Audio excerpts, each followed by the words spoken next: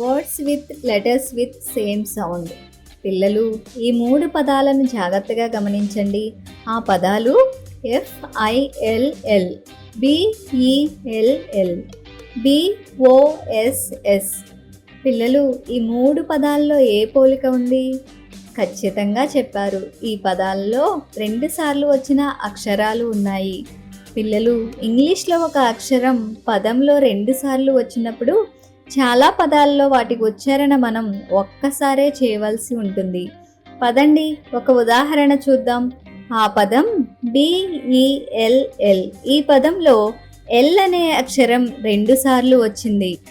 కానీ ఈ పదం ఉచ్చరించేటప్పుడు మనం ఈ అక్షరం యొక్క శబ్దం 2 సార్లు కాకుండా ఒక్కసారి తీసుకోవాల్సి ఉంటుంది. అంటే BELL యొక్క ఉచ్చారణ అవుతుంది బిఈ యొక్క శబ్దం బే, LL యొక్క శబ్దం ల్ కాకుండా ల్ అవుతుంది. కాబట్టి BELL యొక్క ఉచ్చారణ అవుతుంది బెల్. బెల్ అంటే గంట. తర్వాత పదం చూద్దాం. ఆ పదం BOSS. పిల్లలు, ఈ పదంలో కూడా అక్షరం S 2 సార్లు వచ్చింది. కానీ మనం S యొక్క శబ్దం ఒక్కసారే తీసుకోవాల్సి ఉంటుంది. పదండి, ఆ పదాన్ని చదువుదాం. BO యొక్క శబ్దం భా, SS యొక్క శబ్దం స. కాబట్టి BOSS యొక్క ఉచ్చారణ అవుతుంది బాస్. బాస్ అంటే యజమాని. తర్వాత పదం చూద్దాం.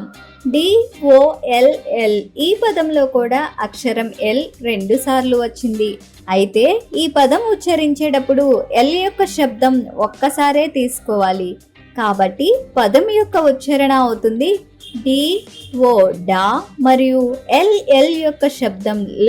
కాబట్టి DOLL యొక్క ఉచ్చారణ అవుతుంది డాల్. డాల్ అంటే బొమ్మ. ఇదే విధంగా తర్వాత పదం చూద్దాం. ఆ పదం FILL. FI యొక్క శబ్దం ఫి, LL యొక్క శబ్దం ల్. కాబట్టి FILL యొక్క ఉచ్చారణ అవుతుంది ఫిల్ అంటే నింపడం. తర్వాత పదం చూద్దాం. ఆ పదం HILL. HI యొక్క శబ్దం హి, LL యొక్క శబ్దం ల్. కాబట్టి HILL యొక్క ఉచ్చారణ అవుతుంది హిల్ అంటే కొండ. తర్వాత పదం చూద్దాం. ఆ పదం MESS. ME యొక్క శబ్దం అవుతుంది మే, SS యొక్క శబ్దం స. కాబట్టి NESS యొక్క ఉచ్చారణ అవుతుంది మెస్ అంటే చిందర వందర.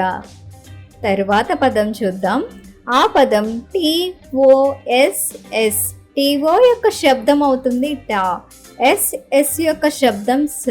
కాబట్టి TOSS యొక్క ఉచ్చారణ అవుతుంది టాస్.